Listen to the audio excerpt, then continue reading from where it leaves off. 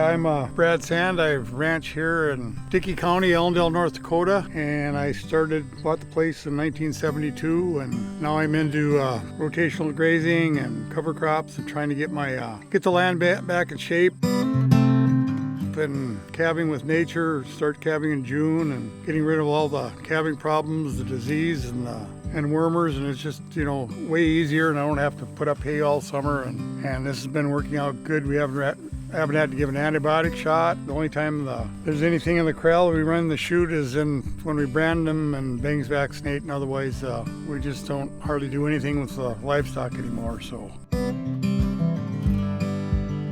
Well, it was getting a lot more expensive. It was overwhelming the amount of money it cost to farm and do all that, and it took so much hay. And this way we can kind of rough these cows through the winter on cover crops, and a lot easier life, and it's not so hard on the body and the people, and I'm getting older too, and I don't want to get that close to them cows anymore, so I don't want to ear tag or do any of that anymore. So, but right now there's 720 acres right here, and there's another 4.25 miles away that I've got my heifers at, and around 200 acres of farm ground that I put into cover crop and hayland and a little hayland, and the rest is pretty much native grass, and it's never been broke up, and I'm going to try to keep it that way because it's just about everything around here is now with corn and beans, and we're just trying to keep a little place where we still have meadowlarks and the bees and the deer, I guess. When I first started rotational grazing, I didn't have any polywire, any of those reels, and my big pasture, I just kind of take wire and steel posts and put it so they drink out of a slough, and that worked pretty good, but it was a lot of work. And then all of a sudden one year we didn't have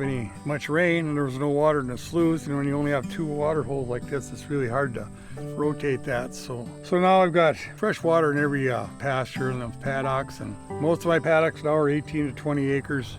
It's really good. You can tell in the pasture now you don't have the manure problem out there as bad because you got the dung beetles back, and they're taking it down into the biology in the ground, and that's really makes a difference. And then rotating my cows more often and further away, it kind of leaves the flies back too, so you don't really have the fly problem. And now with cover crops and stuff, I'm getting some texture back in it, and the worms in it, and a good root mass, and it's going to take some time. If we don't have the soil, we don't have food. We've got to keep our topsoil in place and start making some more, and the more you do this, the easier it gets, the more fun it is. And like last year is the first year I found side oats gamma in my pasture, and it's, every time you find a new flower, forb, or whatever, it's just amazing. I've got a picture of my son Cody was here. We had a big blue stem that was this tall, and we never used to have that when we continuous grazed. I guess the one thing that you look at is we got to get back to nature and let nature do it. We're always trying to change nature, and it ain't going to work. Mother Nature ain't going to change. They're already saying some states their topsoil is almost completely gone. And it's going to happen like that here too, like it was this spring. And it was just like a blizzard here. And I didn't have any blowing, and I might have even gained some topsoil that time because it blew on me. I had David Hopkins from NDSU was here last week, and he dug some test holes out in my pasture, and the last rain we went, he went down 18 inches, and that's pretty good. And the barn soil, he says we had about 17 inches of topsoil before we hit any clay.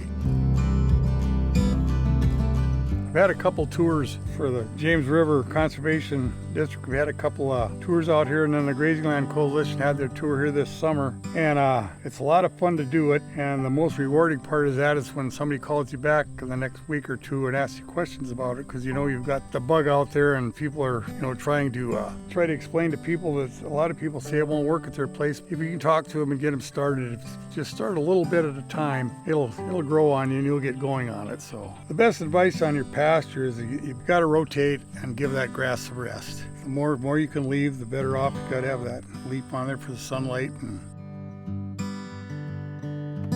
kind of hard to say it. It's really an honor to get the award, and it's still kind of you always want to do more. I think the more you get into this, the more you want to do, and I don't think I'll ever live long enough to get it back to where it should be. And on the other hand, there's a lot of other people in this state that deserve this too, and I wish we could give more than one award a year.